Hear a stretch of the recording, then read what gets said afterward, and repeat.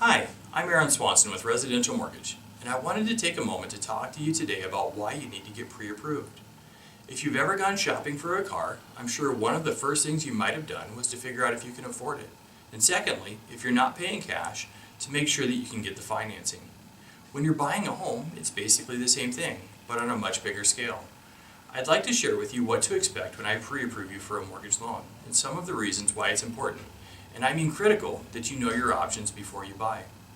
The very first thing is to provide your financial information, like your income, bank accounts, monthly payments that you make now, and your social security number, so that we can order a credit report on your behalf.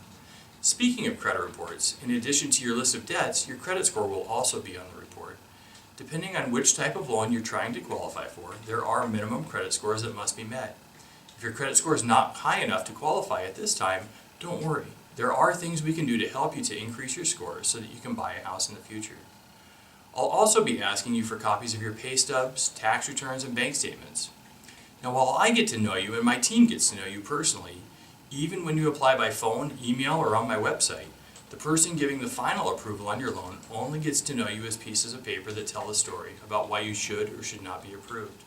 The more paper you provide, the better your chances of getting approved. As Martha Stewart would say, here are some reasons why getting approved is a good thing. If you're working with a real estate agent, they'll need to know the price range of homes to show you. In addition to that, the seller of the home will want to know that you've been pre-approved. Also, based on your credit score, income, monthly payment, we'll be able to determine the financing options that are best for you. And the reason you need to know this is because the realtor needs to include that information on the real estate contract when they make an offer. Thank you for viewing this mortgage education class, and before you go shopping for a home, let's make sure to get you pre-approved first.